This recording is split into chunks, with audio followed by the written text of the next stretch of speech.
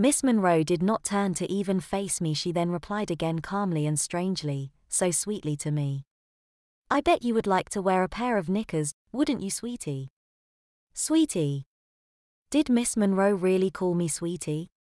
Before I could even stop myself, I suddenly replied to her.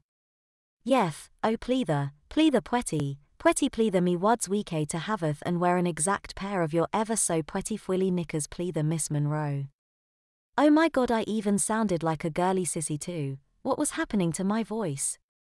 Of course you may, sweetie, I thought you would never ask, but first there is something else I would like you to wear, but not as you are. What? Miss Monroe said nothing. I looked up at her. No, that can't be right, can it? Suddenly I passed out. I had absolutely no idea of what had happened to me or how it happened exactly.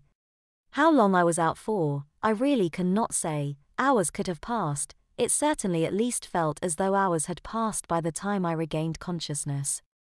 I was on a bed. The only way I knew this was because above me, there was this large mirror that showed me what I was on.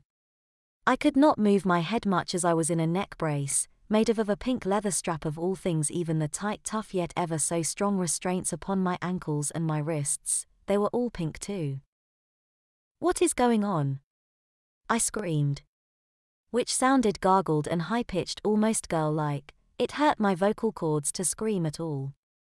A soft but all too familiar voice suddenly spoke to me. It's okay, sweetie, everything is okay. Soon I will be granting your very mother's request. Well, almost. It was the voice of Miss Monroe. What? As since I could hardly say the word with my voice, I said it with my mind instead. Miss Monroe was there in the room, my God. I was suddenly aware of where I was. I can't really explain it other than what I have already told you before. Miss Monroe had made me this aware. Right there and then I was aware that I was in some kind of part lab, part Wiccan ritual circle of some kind.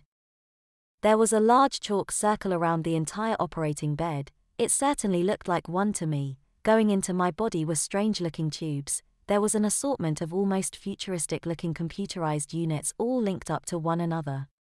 I actually felt that I was some sort of Frankenstein. There was a group of 12 girls wearing white robes and Miss Monroe was wearing a crimson one with gold-laced edges.